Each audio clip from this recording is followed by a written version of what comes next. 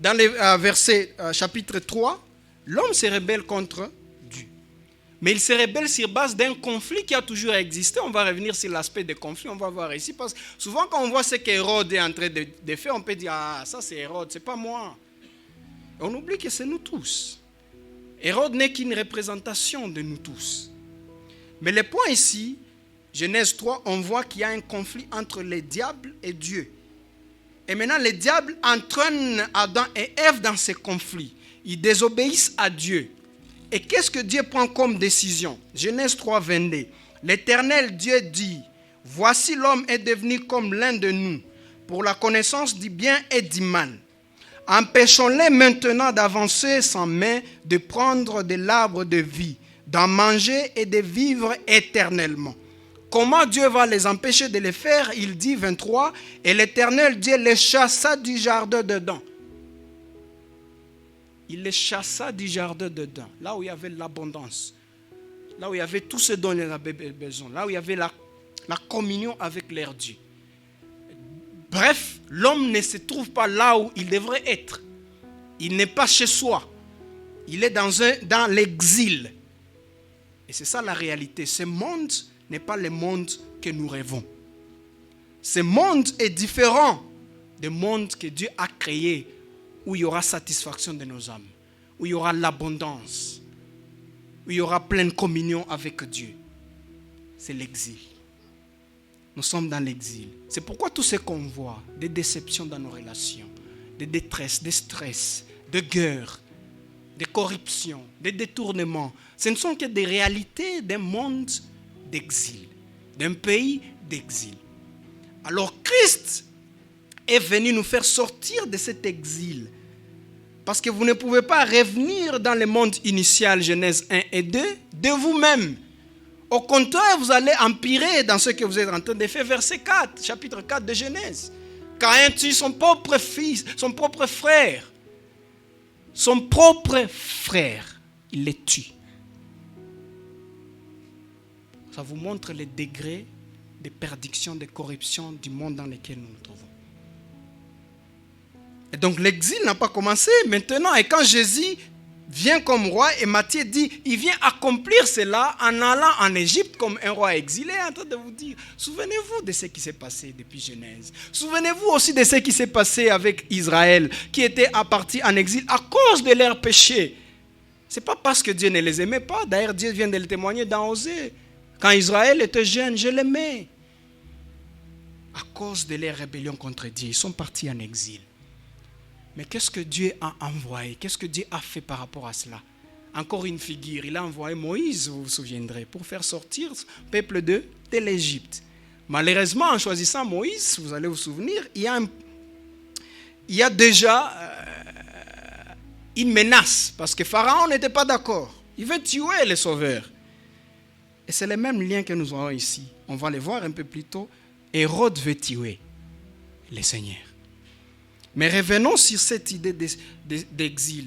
Dieu veut solidariser avec nous. Christ veut solidariser avec nous. Nous faire comprendre que oui, ce que vous en direz dans l'exil, je suis venu l'expérimenter. Je ne le connais pas seulement comme un Dieu omniscient qui connaît tout. Non, non, non, j'ai vécu l'exil pour vous. Et donc je comprends ce que vous êtes en train de vivre. Donc quand vous vous trouvez dans les situations, les circonstances où vous expérimentez l'exil, les réalités de l'exil, qu'est-ce que vous faites? Tournez-vous vers ce Dieu, tournez-vous vers ce Christ, parce qu'il ne va pas vous rejeter, il ne va pas se moquer de vous, il va comprendre ce que vous êtes en train d'endurer, il va comprendre les souffrances de la vie. Alors parlez-lui. Donc cette portion démontre combien par sa providence Dieu prend soin de son peuple. Mais plus encore, on peut faire confiance à Jésus pendant que nous faisons face aux réalités du pays d'exil. Car il sait ce que nous ressentons. Il peut compatir avec nous.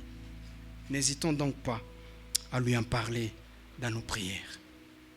C'était donc ça le premier point. Appeler hors d'Égypte les rois exilés, la substitution du peuple. Il a pris la place de son peuple. Ça, c'est la première portion que nous voyons. La deuxième portion que nous voyons, c'est du verset 16 au verset 18. Vous allez voir, comme la première section, elle se termine également par l'accomplissement d'une autre prophétie. Continuons à témoigner que ce Jésus-là, c'est le roi qui a été promis, le roi qui est venu nous faire sortir de ce monde. L'unique voie d'ailleurs pour nous faire sortir de ce monde. Et bien sûr qu'il y a tout ce qu'il y a dans ce monde, mais un jour, il nous sortira de ce monde d'exil. Et quelles sont les réalités de ce monde d'exil? Et voilà le verset qui suit. Versets 16 à 18. Je vous ai demandé de garder ouverte votre Bible dans Matthieu 2. Les réalités du monde d'exil, il y a l'opposition au plan de Dieu. Verset 16. Alors Hérode, voyant qu'il avait été joué par les mages, vous vous souviendrez, ils ont pris un engagement avec les nains, Sam Taroudia, venez quand même me donner les informations sur les petits enfants. Malheureusement, les mages, en revenant, ils ont changé de chemin. Ils ne sont plus partis chez Hérode. Hérode a été joué et maintenant, il est dans la colère. Il s'est mis dans une grande colère et il envoya tuer tous les enfants de 2 ans et au-dessus qui étaient à Bethléem. Et dans tout son territoire, selon la date dont il s'était soigneusement enquis auprès des mages. Qu'est-ce qui s'est fait? Alors s'accomplit ce qui avait été annoncé par Jérémie le prophète. Qu'est-ce que Jérémie le prophète a annoncé? On a entendu des cris à Rama, de pleurs et de grandes lamentations. Rachel pleure ses enfants. Elle n'a pas voulu être consolée parce qu'ils ne sont plus. Voilà les réalités du monde d'exil dans lequel nous vivons. Un monde en pleine rébellion contre Dieu. Qu'est-ce qu'il y a? Des pleurs. Mais des pleurs venus d'où? Il y a déjà ce conflit, cette menace au plan de Dieu. Hérode ici, représentant évidemment nous tous, comme on va le voir, représentant principalement les diables, il est en conflit, en attaque contre le plan de Dieu. Quel était le plan de Dieu? Souvenez-vous encore Genèse 1 et 2. Dieu veut vivre avec son peuple dans l'abondance, en pleine communion.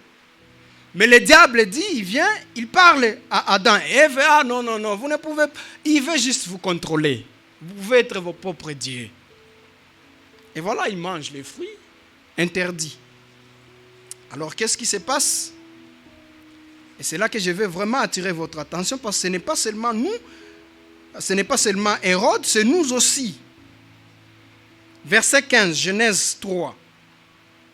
Je mettrai inimitié entre toi et la femme. Les conflits commencent. Je mettrai inimitié entre toi et la femme. Il est en train de parler au serpent, évidemment, représentant le diable. L'inimitié entre la femme et le diable, mais mieux, entre ta postérité et sa postérité.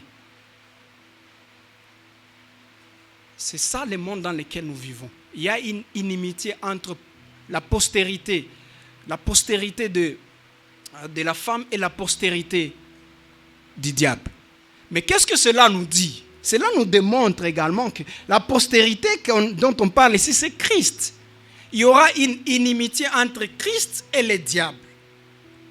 Mais plus encore, cette postérité, quand tu mets ta confiance en Christ, tu fais partie de cette postérité de Dieu. Et donc, il n'y aura pas seulement l'hostilité entre toi ou inimitié entre toi et le diable, il y aura également l'inimitié entre Christ et le diable, il y aura également l'inimitié entre le diable et le peuple de Dieu, qui sont unis en Christ. Ça devient un combat. Et donc, quand on voit Hérode ici en train de chercher à tuer Jésus, c'est à contrecarrer les plans de Dieu. Mais en cherchant à contrecarrer les plans de Dieu, qu'est-ce qui se passe dans ce monde? Des pleurs, des guerres, des tueries. Et on est en train de le voir. Désolation. Elle ne veut pas être consolée parce que les enfants ne sont plus là. Donc le roi sauveur Jésus, dans les agissements de Hérode, est dans les dangers. Mais comme le diable est en train de vouloir contrecarrer le plan de Dieu, il y a des répercussions. Les enfants innocents meurent. Mais ça, c'est la réalité de ce monde. Et vous pouvez dire, ah, ça c'est Hérode. Moi, je n'ai pas ces problèmes-là. Souvenez-vous. Vous connaissez bien Romains 5, 6. Quand vous arrivez au verset 10, comment on nous décrit là? Peut-être on peut y aller ensemble. Romains 5. Je vais juste lire le verset 6. Allez, verset 10 voulais-je dire. Car si lorsque nous étions ennemis, c'est ça la description, je mettrai l'inimitié entre toi et sa postérité. Nous étions ennemis de Dieu. Ennemi de Dieu voudrait dire quoi? Tungikuwa na opportunité ya kuua Dieu. Ça mwafa mugé ukipata opportunité ya kumuua, on allait les tuer. Parfois on pense que non, on peut chercher Dieu, non, parce qu'on l'aime, ainsi de suite. Non, on dit on est des ennemis avec Dieu. On est en pleine hostilité, en pleine guerre contre Dieu. Ça c'est nous, avant de venir en Christ. Des ennemis de Dieu. Et ce qu'Hérode est en train de faire, c'est de démontrer seulement la nature humaine, que c'est une nature en pleine rébellion contre Dieu. C'est une nature qui est contre les plans de Dieu. De nous-mêmes, nous ne pouvons pas aimer les choses de Dieu. De nous-mêmes, nous ne pouvons pas contribuer à l'avancement du royaume de Dieu dans ce monde. Sauf si le Christ vient et transforme nos cœurs. Et c'est ce que c'est ce dont Romains 5 est l'objet. Il dit ce que Christ a fait. Nous avons été réconciliés avec Dieu par la mort de son Fils. C'est ce qu'il est venu faire le roi. Donc pour nous faire sortir de ce monde d'exil vers un monde merveilleux où il y a l'abondance, la pleine communion avec Dieu, il fallait que Christ vienne et nous réconcilie d'abord avec le propriétaire de ce monde, qui est le Père. Et c'est ce qu'il a fait à la croix. Il est mort à notre place et ressuscité pour nous donner cette garantie qu'il reviendra pour nous prendre. Donc ce monde peut nous démontrer de tout ce qu'il y a comme rébellion, mais nous sommes confiants qu'un jour nous serons victorieux, parce que cette victoire est déjà gagnée en Jésus-Christ. Mais le monde, il reste toujours en pleine rébellion contre Dieu. Et souvent l'Église oublie ça. Comme je l'ai dit à mon introduction, souvent vous et moi, nous oublions cela.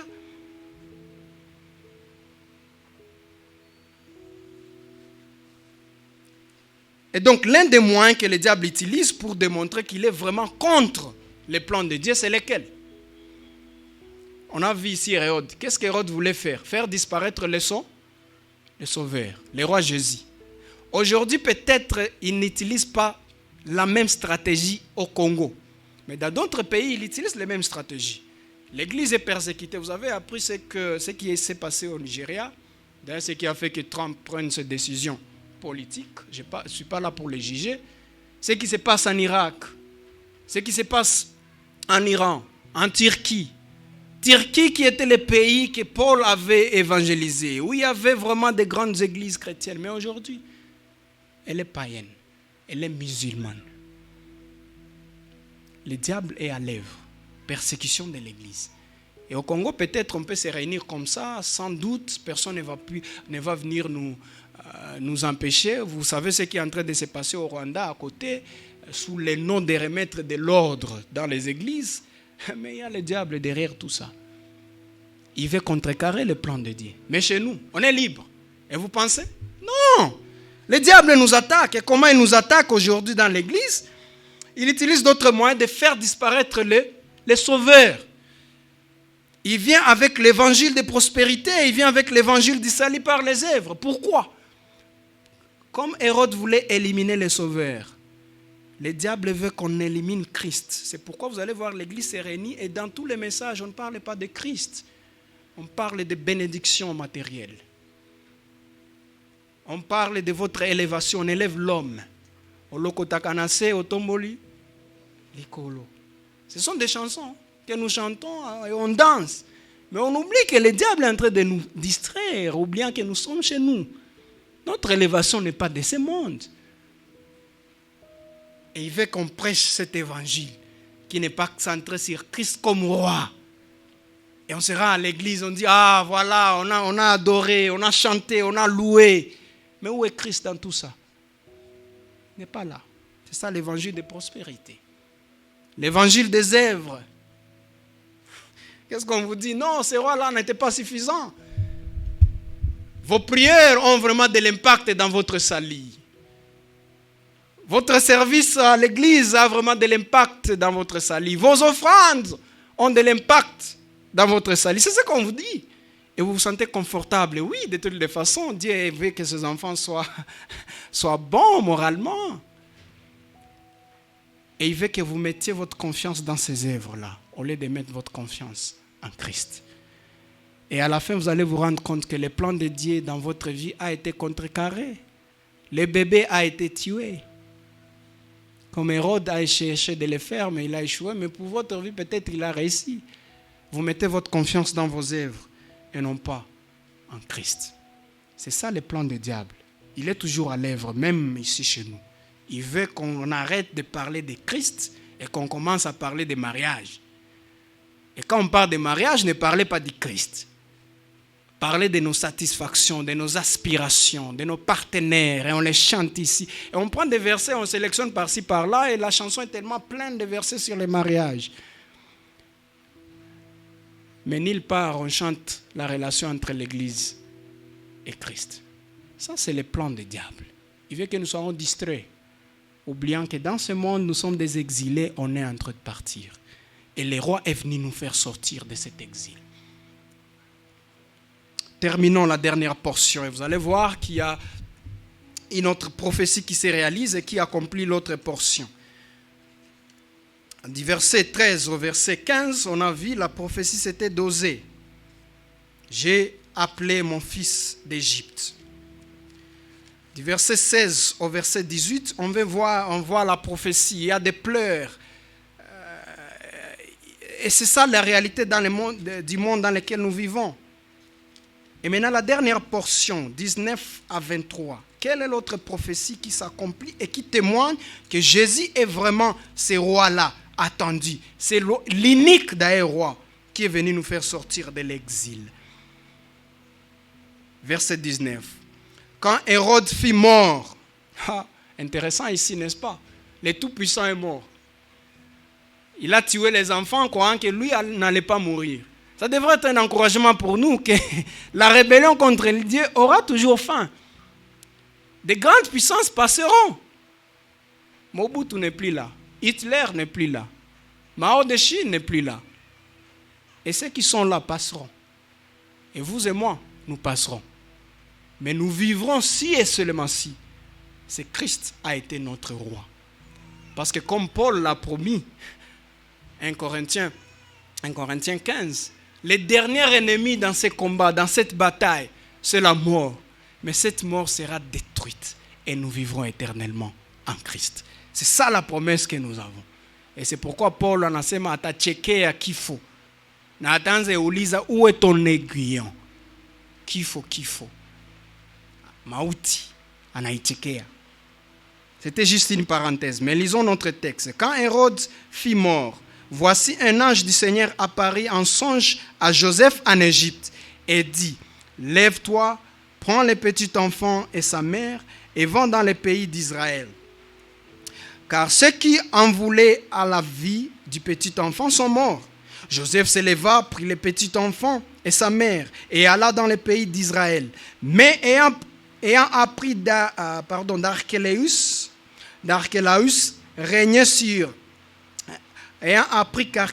régnait sur la Judée, à la place évidemment d'Hérode, son père, il craignit des Syrantes. Mais qu'est-ce qu'il fait? Et divinement averti en songe, il se retira dans le territoire de la Galilée et vint demeurer dans une ville appelée Nazareth, afin que s'accomplisse ce qui avait été annoncé par les prophètes. Il sera appelé Nazaréen. Donc si Christ, ce qui nous donne la confiance que Christ est réellement l'unique sauveur dans ce monde, c'est parce qu'il n'y a pas d'autres hommes qui ont a accompli les promesses de Dieu telles qu'on vient de les voir ici.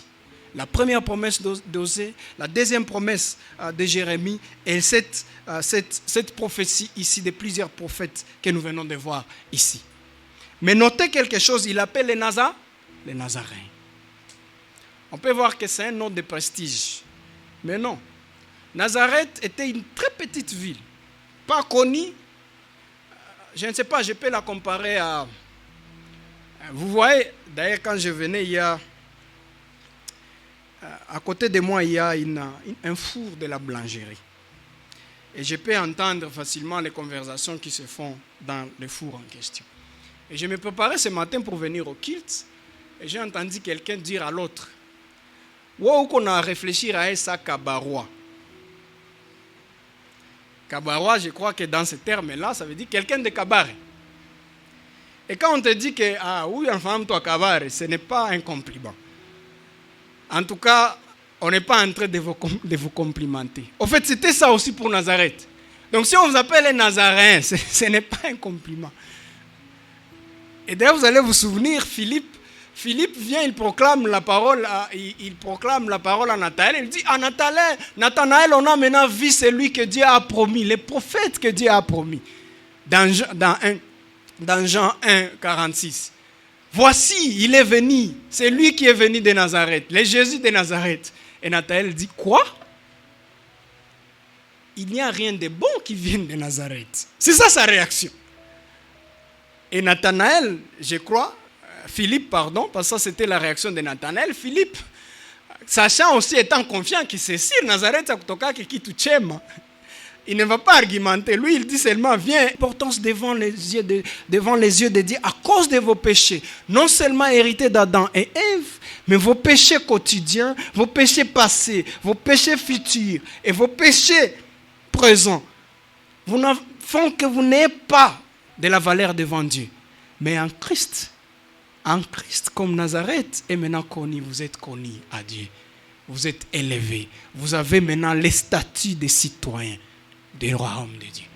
C'est ce qui veut que nous comprenons ici. Parce qu'en lisant, on n'a pas le temps de faire un peu plus d'exercices. Vous allez voir qu'il est en train de pointer en particulier Ésaïe chapitre 53. Il y a tant d'autres prophètes qu'on peut citer là-dessus. Mais Ésaïe présente Jésus comment? Ésaïe 53. Peut-être on peut y aller et finir par là. Ésaïe 53. Et voir la description qu'on donne de Jésus. Et quand il part dans une cité méprisée, une cité insignifiante, on est en train de vous dire, ah, il est vraiment le sauveur. Mais il n'est pas seulement le sauveur méprisé, mais il est également le sauveur qui vous élève en Christ. 53 dit ceci, on va lire juste les 3 premiers versets. Qui a cru à ce qui nous était annoncé, qui a reconnu les bras de l'Éternel. Il s'est élevé devant lui comme une faible plante, comme un rejeton qui sort d'une terre desséchée. Il n'avait ni beauté, c'est ça la description du sauveur, hein? Il n'avait ni beauté, ni éclat pour attirer nos regards.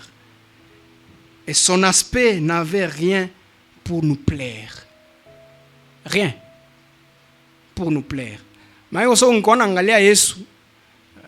C'est sûr que kuko image na circule comme photo, une photo à Yesu il est bien. Mais avec cette description vous comprenez que le mot image il est plus beau que c'est Jésus qu'on décrit ici. On dit que ungimwangala kumacho ko sonza ndio tema. Parce que pas beau à voir. Mais pourquoi tout ça? Méprisé et abandonné, verset 3. Méprisé et abandonné des hommes, comme Nazareth était abandonné, comme tout celui qui vient les Nazaréens est abandonné. Méprisé comme quelqu'un qui vient de Kabar et est méprisé. Homme de douleur et habitué à la souffrance, semblable à celui dont on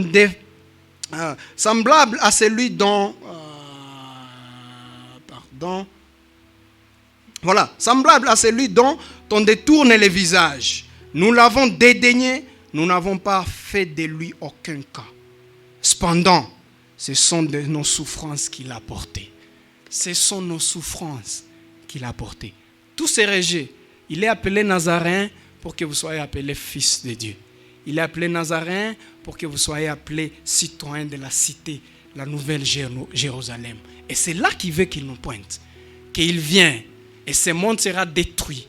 Dans ce monde où il y a plein de souffrances, où il y a plein de cris, où il y a plein de guerres, où il y a plein de pleurs, ce monde passera.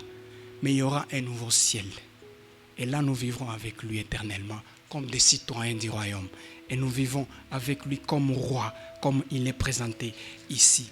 N'est-ce pas ce que Apocalypse 21 nous dit? Puis je vis un nouveau ciel et une nouvelle terre. Car les premiers ciels et la première terre avaient disparu. Et la mer n'était plus. Et je vis descendu du ciel d'auprès de Dieu la ville sainte. Ce n'est plus Nazareth. C'est maintenant une ville sainte. La nouvelle Jérusalem, ce n'est pas la Jérusalem physique, géographiquement localisée maintenant. Non, non, c'est une Jérusalem préparée comme une épouse qui s'est parée pour son époux. Et donc nous, les Nazaréens, les Kabarois, maintenant, on vient en train de nous parer comme l'épouse du Christ. C'est ce qu'on est en train de nous dire ici. Et j'entendis du trône une forte voix qui disant, voici le tabernacle de Dieu avec les hommes. Il habitera avec eux et ils seront son peuple. Et Dieu lui-même sera avec eux. Un pécheur qui sera avec Dieu pour l'éternité. Courbons nos têtes.